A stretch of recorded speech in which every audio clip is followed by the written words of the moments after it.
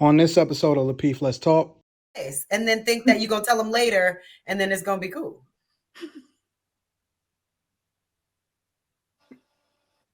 Would you tell me you got a train ran on you?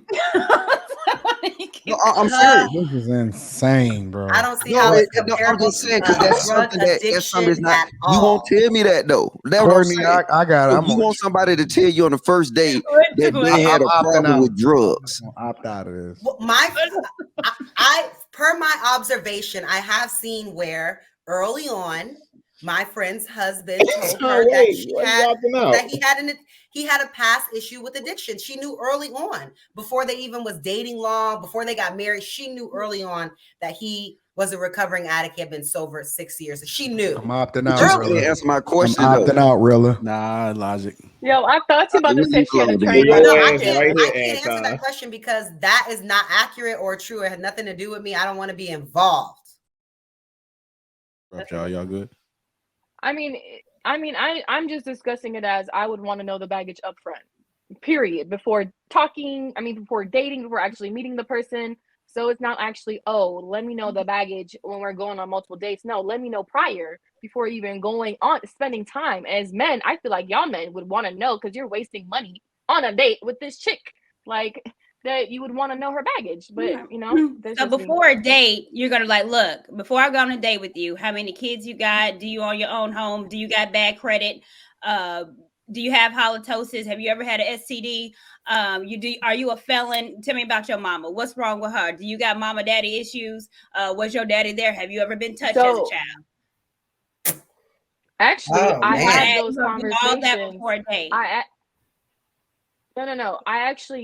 So I've only really been in long distance. So I'm having conversations before I'm actually going on a date and meeting them. So those deep conversations, I feel like it's very important to have because I believe in energy transference. I don't believe that men and women should be going on dates every other day or every once a week with a different person. You want men and women, you should be like, okay, we see interests, we're compatible in certain sectors. She is valuable of a date. He is valuable of date and being around my presence. So I do have those conversations prior because why would I want to waste a man's time and vice versa? So I definitely think it's very important to talk about that because one thing he might not like about me and I'm not thinking that it's a boundary and vice versa. So I think it's very important to have those conversations. But people don't like to have those conversations. They would want to rather have it in person, which is very understandable. But right. I just like to have it all over the phone. And see, it's easy for men to see the telltale signs, but it's harder for the women to see it. Men, like I can tell if you got kids. Like I said, you got car seats in the back, you got pacifiers everywhere. Like you can tell when a woman got kids. You know what I'm saying? They got the playpens in the front yard, toys everywhere. Like you could know it'll be telltale signs about that woman. Where a man, you wouldn't necessarily know that. You know what I'm saying? How will you tell what telltale signs you'll tell that man got kids? His kids probably ain't with him. But I can call you at 9 o'clock at night.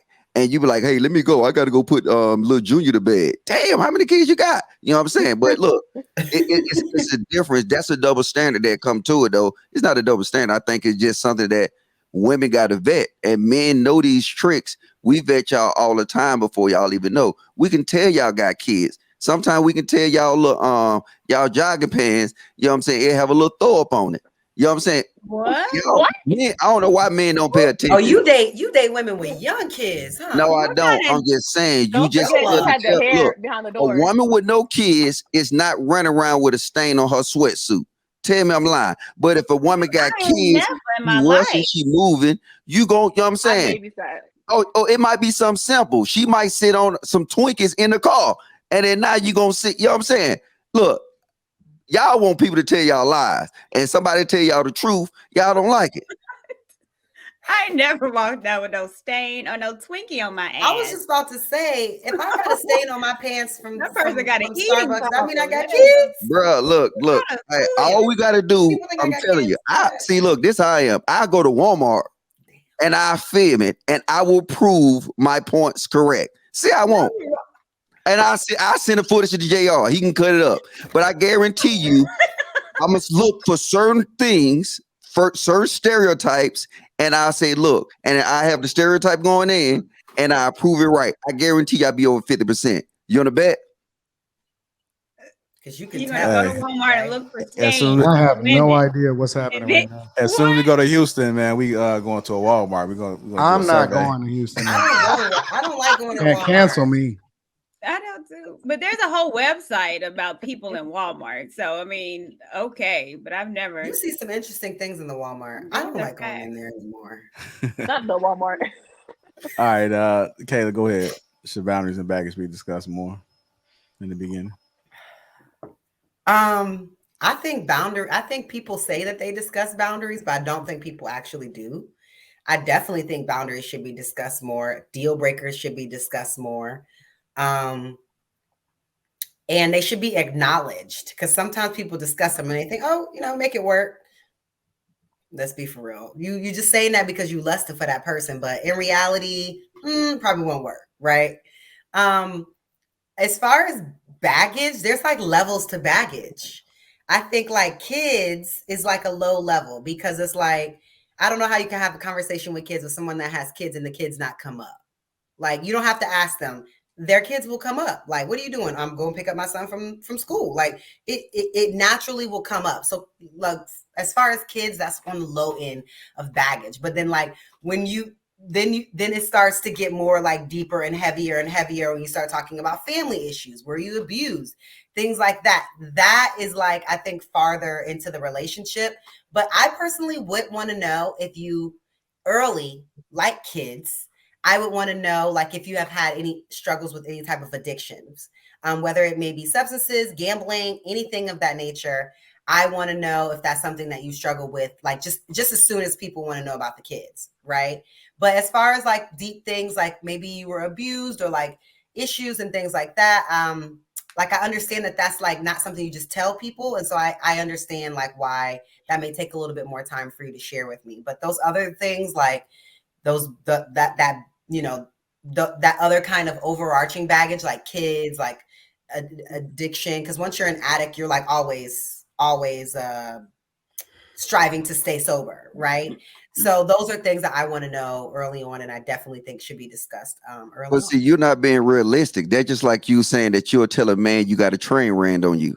You're not going to tell that man that. It's not the same as a drug addiction. I'm just saying it's certain things that you know what men are not going to know. And then even if that man was to ask you that, I expect you to lie. You know what I'm saying? I wouldn't expect you to tell me the truth. And well, how's that going to work? Like if we start STD history, all that kind of stuff. That's you shoot for the skies. Ain't nobody gonna tell you all that. But I'm saying once if you lie and you say, no, I don't have any issues with addiction, and then y'all been dating 6 months, and then now it comes out that you do. You think that, I mean, me personally, that's not going to work, because now I just see you as a liar. You know what I'm saying? So it's like, how are you going to not reveal it if they ask you directly? You're going to lie? Like, if you really want to be with them, how you going to lie to their face and then think that you're going to tell them later and then it's going to be cool?